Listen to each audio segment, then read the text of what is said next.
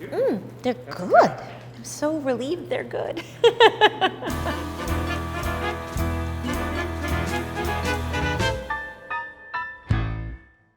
Hi, I'm Samantha Seneviratne. It's Cookie Week, and I'm here in the New York Times Cooking Studio to show you how to make my Technicolor cookies.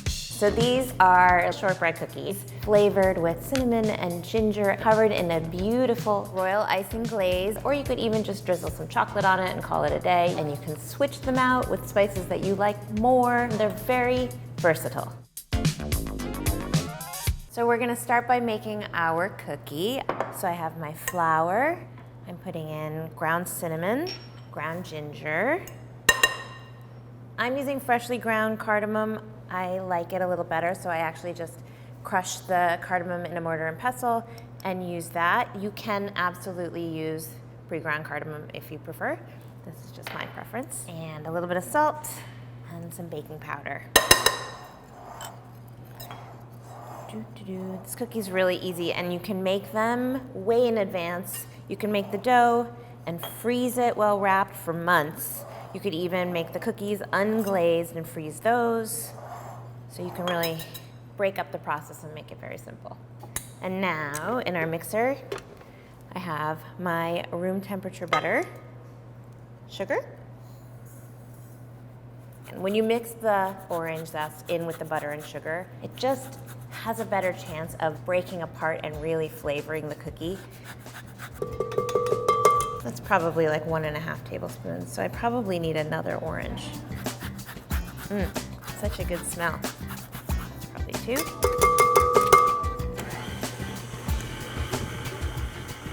This is kind of a dense cookie, so I'm not really trying to aerate it that much. I'm just trying to mix everything together and get it to be creamy. And that's enough for me.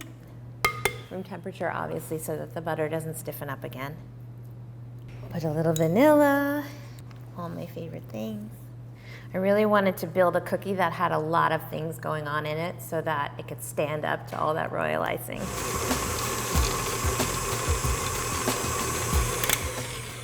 Okay, flour mixture. A little messy. Okay, so I like to roll the dough out now while it's still warm. It makes rolling it super duper easy, and then you can chill it in a flat sheet. Then you can cut your cold cookies out later. So I like to use 2 pieces of parchment paper to roll it out. You don't need any additional flour if you do it between parchment paper, which is nice because adding extra flour to your cookie doughs tends to dry them out, or pastry, anything. If you add too much flour when you're rolling something, you're just gonna make it a little bit drier in the end. So now we have our cookie dough, and we're gonna roll it out into an even 1/4 inch thickness. And start by sort of smooshing it down a little to make your job a little easier. And then just roll. Like that. I might even just rip this off, put it here. I'm just trying to build a nice, even rectangle. It's fun, it's like Play-Doh. That doesn't smell bad. I always choose rolling pins that are just straight and ones that don't have the handles either, because I think it's nice to be holding this part. It's so satisfying. And I never roll, or I try, never to roll my pin completely off the dough, because that tends to make your edges a little thinner. So if you sort of roll up until the edge and then rotate it, you have less skinny ends. This is my personal favorite ruler from home. Let's see where we're at. Ever so slightly under, but I think a little thinner is okay. Cool. So now I'm gonna pop it into the fridge to chill, or you could freeze it. Either way, just make sure it's cold, cold, cold, cold, cold. Oh, you're following me.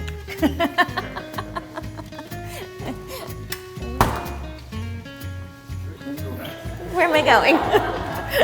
So now we are going to make the royal icing glaze that you're gonna pour on top of all your cookies. And all you need for that is confectioner's sugar, a ton of confectioner's sugar. I'm using meringue powder. You could use fresh egg whites if you wanted to. I just find meringue powder easy. The amount is consistent. You don't have to worry about using your yolks later on. And you can keep this all the time. It's a lot. 6. But we are making 4 dozen cookies, so it's worth it. Ooh. I inhaled a lot of sugar. I think it's important also when you're mixing royal icing to try not to whip it, but really I'm just trying to combine it, not aerate it, because bubbles are not your friend. So I'll just mix that all together for a sec. And then I'm gonna start with about half a cup of water, a little bit at a time, just so I can get the consistency just right.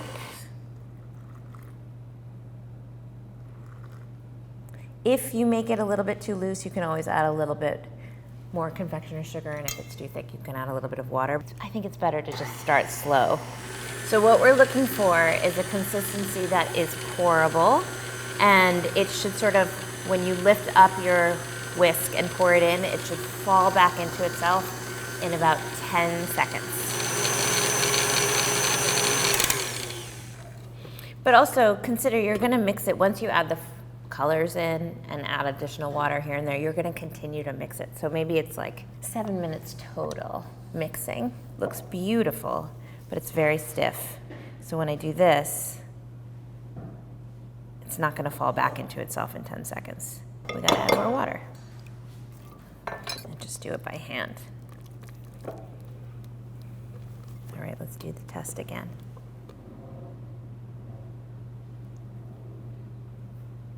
Yeah, that feels right. It's so pretty, isn't it? It's like delicious glue. All right, so now we have this, and I think you should color it before you let it rest so that all your royal icing is all rested at the same time and all has the exact same consistency. So what I'm gonna do is divide it into little bowls. That's the fun and very messy part. Get this out of the way. That was close. My friend calls me a clumsy ninja because I drop a lot of stuff, but I often catch it.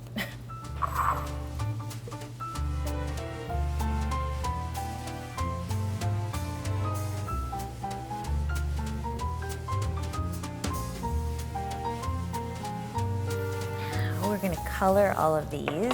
And I'm using gel food coloring because it doesn't add as much water. It's not gonna change the consistency as much. It's also gonna give you a more vibrant color.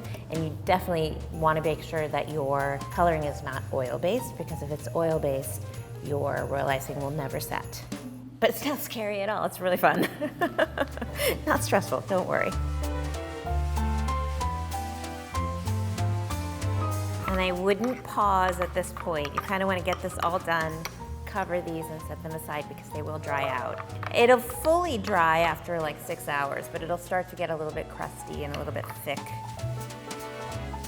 So everything in this cookie is all customizable. You can change all the colors, you can do whatever you like and make them your favorite cookie. The most important thing to do, and I know it feels like you don't have to, I thought I didn't have to when I first started working with royal icing, but it's resting the royal icing. You have to rest it so that the bubbles that are in the icing sort of float to the top and you can knock them out before you put it on your cookies. Otherwise, those bubbles are gonna come up. You're gonna decorate your cookies and they're gonna look amazing, and then 30 minutes later, they're gonna bubble up on top of the cookies, and you don't want that. So as it rests, the colors will get a little bit more intense, which is a nice thing. I'm gonna cover all of these and let them sit for about 30 minutes, just so all those bubbles can go away, and then we can decorate our cookies. So I have my chilled sheet of cookie dough, look at that. You want your dough to stay nice and cold so that it keeps its shape, essentially. I mean, it's gonna taste fine no matter what, but you won't get nice, beautiful little rectangles if it's not really cold.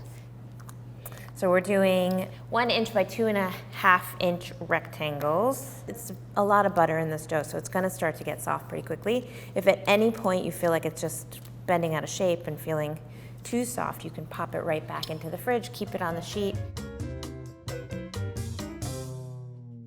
And very easy to achieve. This is not hard.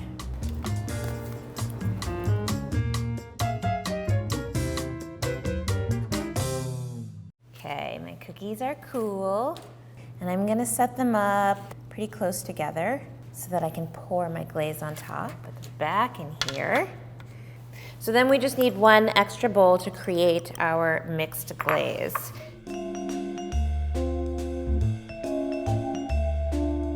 They go on top of one another. They're gonna kind of swirl as we pour them.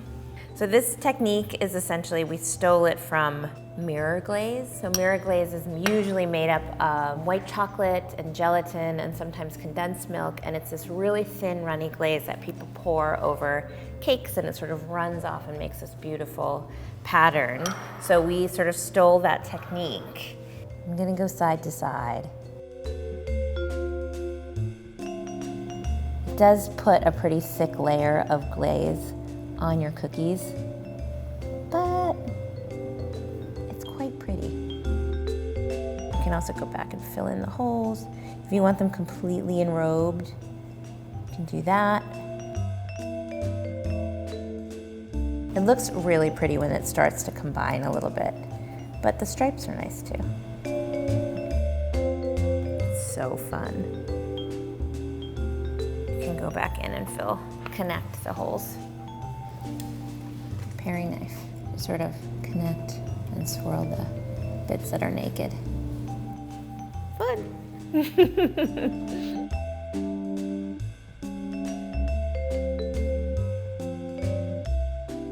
So now these just have to dry completely, and that usually takes about 4 to 6 hours. And then they're ready to eat.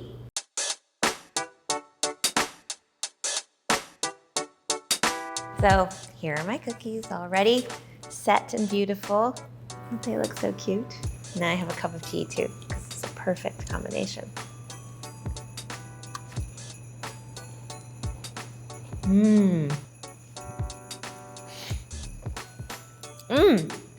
They're so good together. I'm tasting a lot of orange, which I really like, and it's nice because it really stands up to all that royal icing. Then you get a hint of all those wonderful warm spices. It's like a really nice holiday cookie. It feels very December. You could store them in an airtight container at room temperature for probably 2 weeks. They're a good shipping cookie. You can find my recipe and all the other beautiful recipes from Cookie Week at New York Times Cooking. Let's open this package. Let's see what it is. We got some cookies. Aww, so thank you. Holy moly. I'm gonna eat one. Mmm. Good one.